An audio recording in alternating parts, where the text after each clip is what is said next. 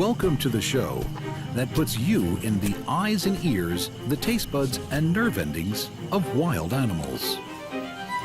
There's a whole world and more than one spectrum of sensations that animals are aware of which just pass humans by.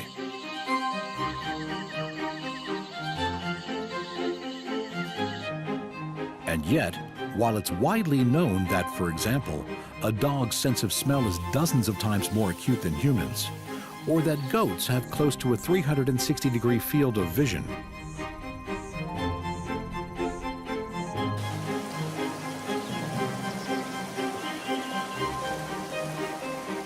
there is a kind of sixth sense that some animals have which still defies explanation.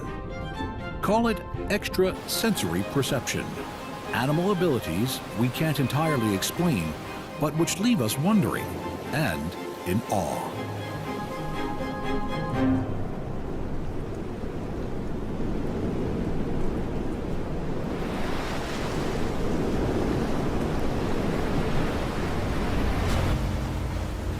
For example, take the animal response to disaster, such as the tsunami.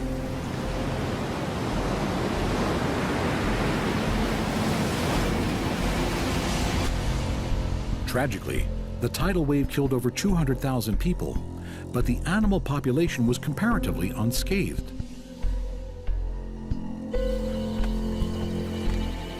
Observers even recollect animals leaving hours before the disaster.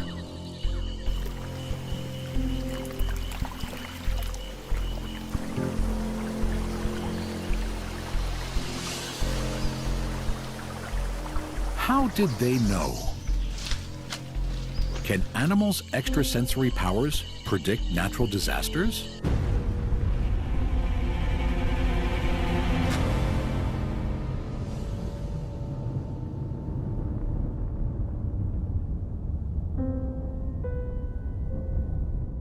Do animals have a kind of extrasensory perception or sixth sense that alerts them to danger?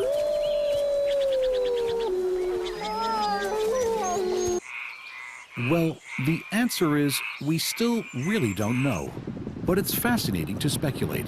And that's mostly what we'll be doing in this episode of Animal Supersenses, asking questions.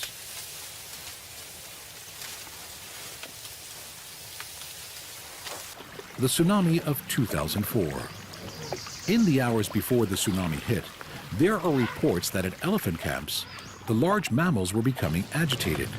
They trumpeted loudly, what may have been elephantine distress calls. Many even managed to break free from their camps, presumably to head for higher ground. Just hours later, disaster.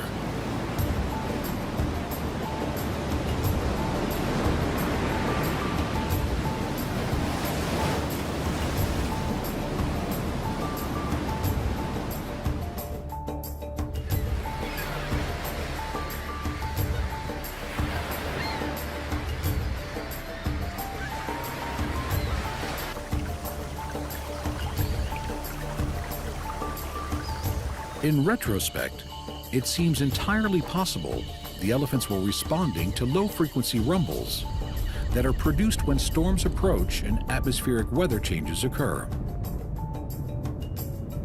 These rumbles happen in a spectrum of sound called infrasound that is below our level of hearing, but it is one which elephants use all the time to communicate over long distances, to listen in for approaching storms, and so on.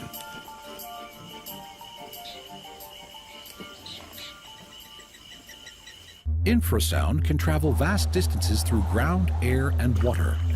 It can be generated by wind and thunder, volcanoes, earthquakes, and huge movements of water. Scientists think that elephants feel these vibrations through their trunks or even their feet. So the next time you see an elephant with its trunk to the ground, just think it may not be sniffing the terrain, but making a trunk call.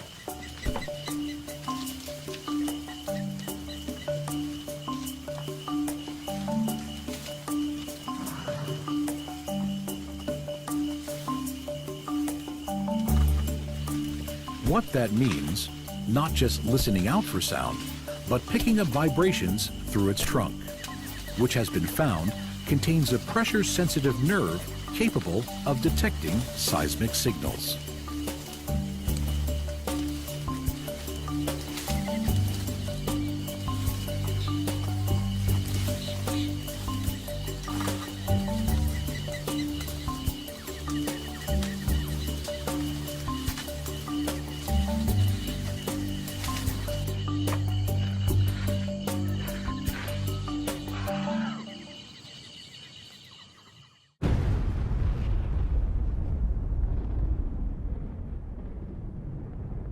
Meanwhile, you might think, wouldn't it be great if humans had the ability to use infrasound to detect natural phenomena like hurricanes, earthquakes, volcanic activity, and tsunamis?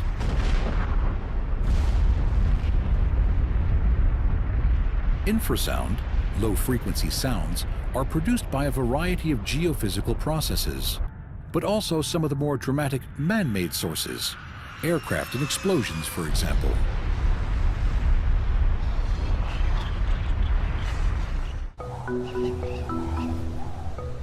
In the United States, the National Oceanic and Atmospheric Administration, or NOAA, are currently developing highly sophisticated instruments to detect and monitor these kinds of extreme events. Naturally, those kinds of instruments all cost a small fortune to do what elephants do naturally, without even making that big of a deal about it.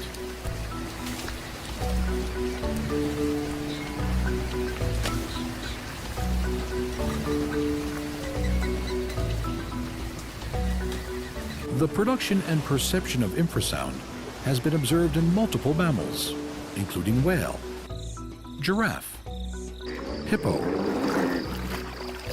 and rhino. We can assume that some animals are influenced by environmental changes that can occur before a natural calamity. However, our understanding of such possible precursor effects and how organisms react to them is still very limited. As long as this limitation exists, the unusual behavior of animals alone cannot be used to evaluate an increased risk of earthquake or the arrival of a tsunami.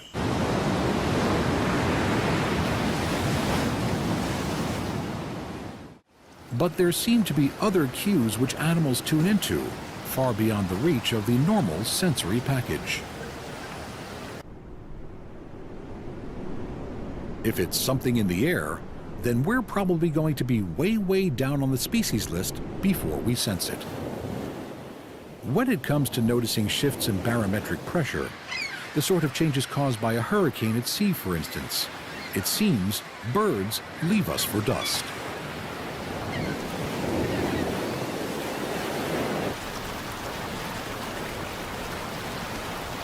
Seagulls in particular seem to know when to seek shelter from the storm.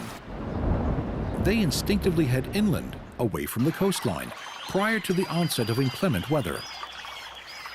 It is believed they sense changes in the air pressure and know just when it's time to hightail it out of there.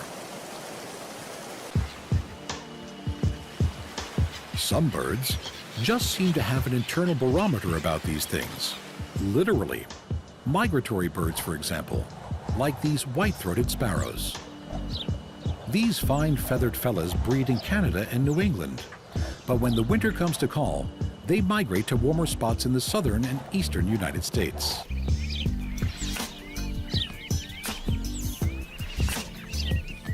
Their inbuilt barometer, for thus it seems to be, allows them to detect changes in air pressure.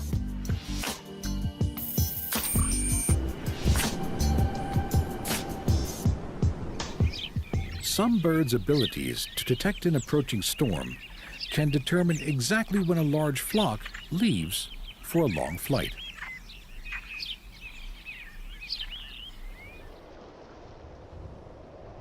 Not only can they select the best departure time, but also the best altitude for long-distance travel. It's yet another instance where mankind has to invent and design all kinds of sensitive and expensive equipment just to match what comes naturally in the wild.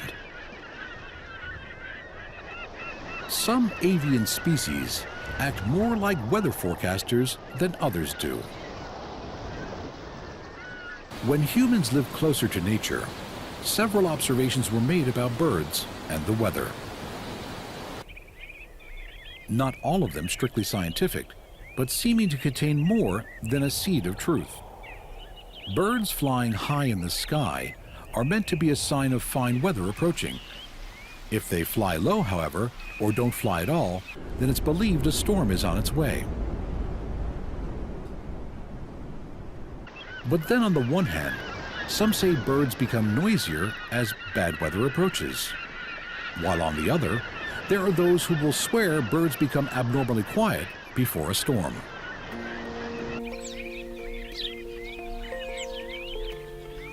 Large groups of birds perching on power lines is said to be an indication of stormy weather. Another widely held belief is that if birds feed during the rain, it means the rain will last a long time.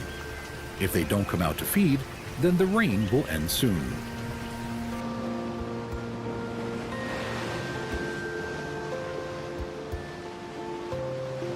The sixth sense for barometric pressure certainly hasn't been distributed evenly through the species. We travel now, with a certain amount of trepidation, to the shallow waters, coral reefs, and coastlines. That is the natural habitat of this sleek and deadly character.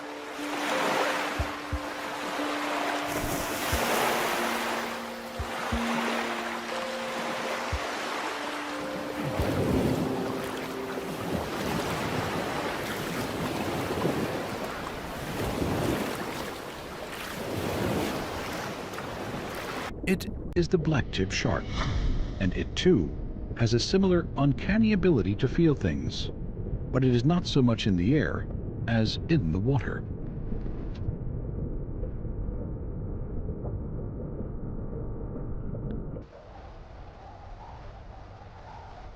We all know that tropical storms develop as low-pressure systems offshore.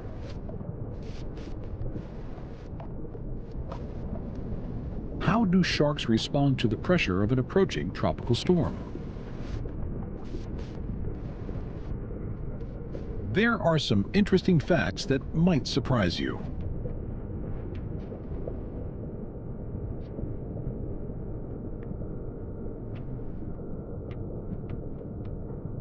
In 2001, Tropical Storm Gabrielle made landfall in central Florida.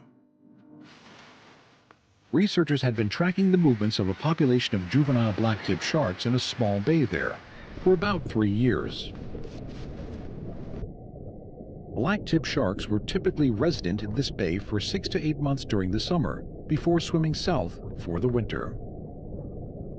The research corroborated that the blacktips typically did not leave the area until migration time, and definitely not in large groups.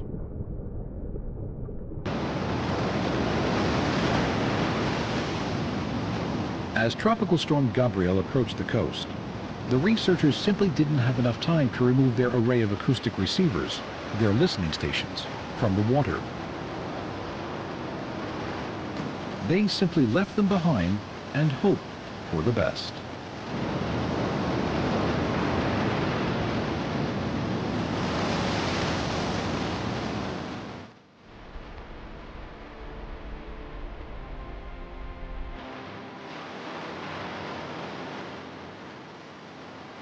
Fortunately, the equipment was still intact after the storm, and when researchers downloaded the data a little while later, they discovered something amazing.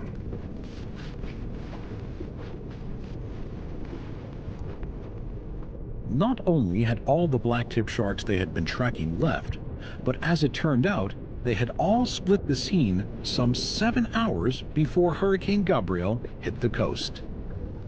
The almost inescapable conclusion was that the sharks responded to the decrease in barometric air pressure that precedes such a big storm, and made for the open seas.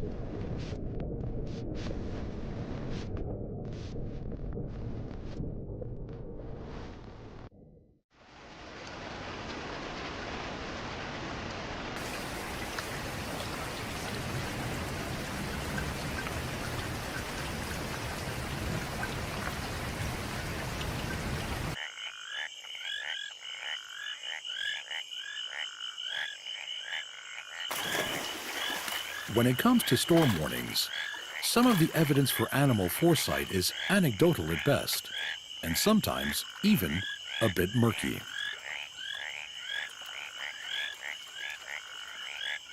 The most commonly repeated of these tales is that of amphibians, namely frogs and toads, who are reputed to croak louder before rainfall.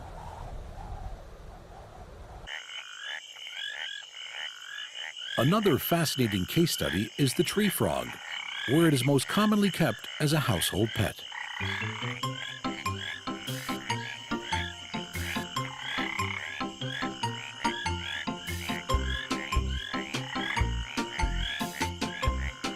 Tree frog pets are most commonly kept in a big glass jar with a ladder running up to the lid.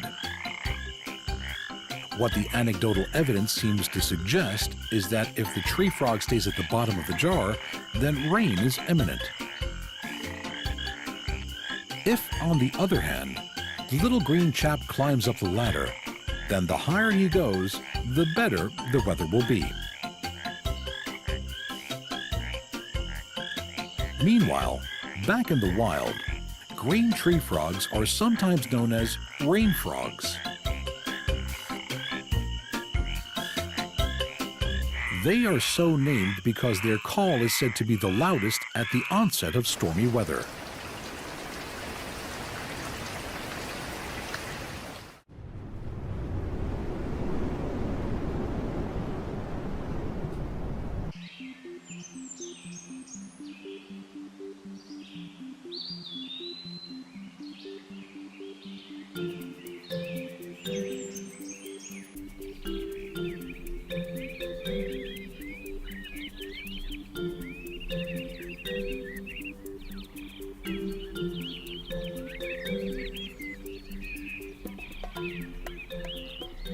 To find the most accurate weather forecasters on the planet, it's possible we need to get down on our knees with a magnifying glass and look into the dirt. Again, this observable phenomena still doesn't exactly come under the heading of scientific fact. But could it be that ants are the most reliable weather forecasters on Earth? Any definitive conclusions will have to wait until all the research is in. But keen observers have noted that when ants build steep mound sides to their nests, it seems to be an indication that rains are on their way. With the approach of inclement weather, ants have been witnessed carrying out extra industrious labor, working furiously, more furiously than usual, to either build and move into new nests, or fix up and clean their existing nests.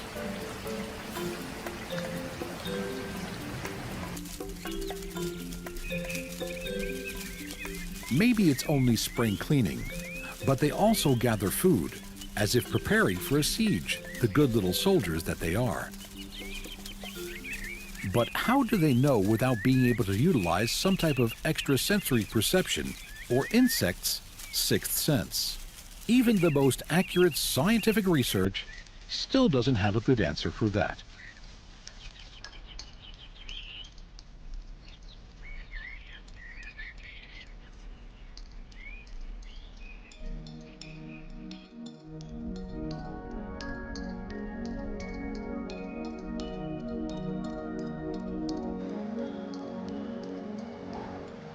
To observe another animal that has faculties which could indicate a sixth sense, you don't need a magnifying glass, or indeed to travel to some exotic corner of the world.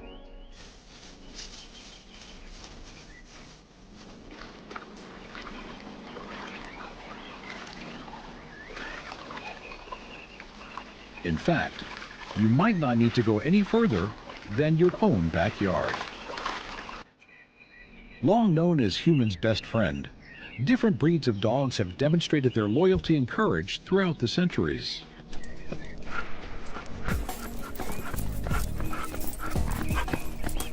They can also be trained as canine detectives, able to sniff out everything from narcotics to termites, concealed explosive devices, to people trapped under rubble. Smell is a dog's dominant sense, So much so that a huge part of its brain is devoted to analyzing odors.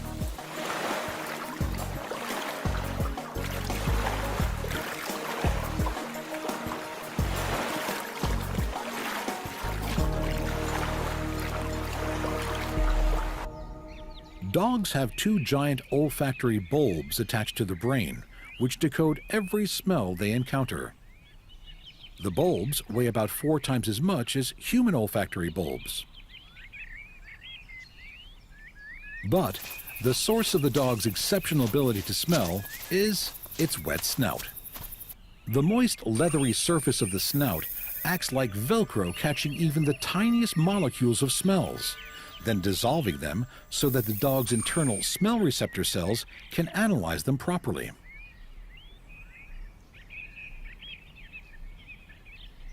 To keep his nose wet, a dog must produce a constant supply of mucus through its nasal cavities.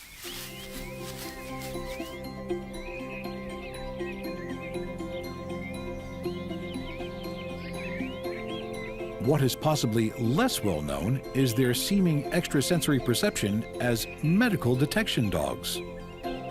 Medical detection dogs are becoming increasingly popular among diabetics. Dogs seem to have an uncanny ability to alert their diabetic owners when their blood sugar levels are too low.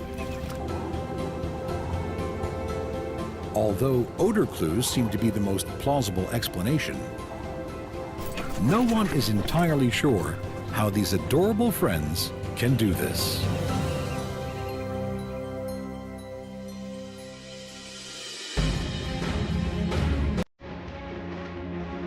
The senses are the stars in super senses, and this episode has been no exception. We have been on a fantastic voyage, led by the extrasensory perceptions some animals have, a few of which really do defy explanation. The sixth senses have taken us from the ocean depths to the jungle, the teeming life underfoot, to the migratory patterns of birds on the wing, and the incredible sense of smell of our inseparable canine friends. And these super senses will be back to fight again another day. So join us next time on Animal Super Senses.